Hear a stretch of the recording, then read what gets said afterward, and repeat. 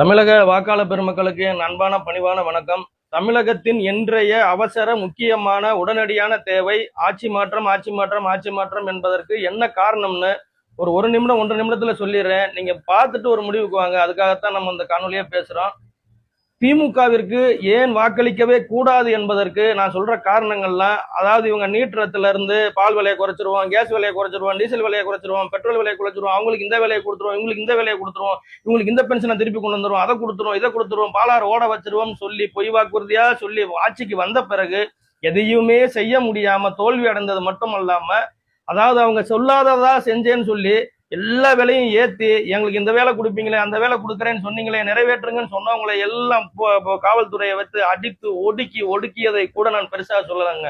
அதே மாதிரி ஊழல் நடக்கவில்லையான்னு எந்த ஆட்சியிலும் ஊழல் நடக்காதான்னு கேட்டீங்கன்னா, ஊழல் நடப்பதற்கென்றே நடத்துவதற்கென்றே நடத்தப்பட்ட ஆட்சி இதுதாங்கிறத நீங்க கம்பேர் பண்ணி முடிவு பண்ணிக்கோங்க. ஆனா இதெல்லாம் விட இன்னல்களும் கொடுமைகளும் இதுக்கு முன்னாடி நடந்த திமுக ஆட்சியில் கூட நடக்காத அளவிற்கு இங்க நடந்ததெல்லாம் சற்று ஞாபகத்தோடு நினைவுபடுத்துகிறேன். நினைச்சு பாருங்க. முதலாவதாக பட்டியல் சமுதாயத்திற்கு எதிராக இதுவரைக்கும் நடைபெறாத வேங்கவேல் சம்பவம். அதற்கு பிறகாக இதுவரைக்கும் தமிழகத்தில் 50 வருட காலமாக நடக்காத கள்ளச்சாராய மரணங்கள். இதை விட சிறு குழந்தைகள் முதல் 2.5 வயசு குழந்தையிலிருந்து வயசான பாட்டி வரைக்கும் நடைபெற்ற பாலியல் வன்முறைகள். இதற்கெல்லாம் ஆணி வேறான முக்கியமான காரணம் என்ன நீங்க யோசிச்சு பாருங்க.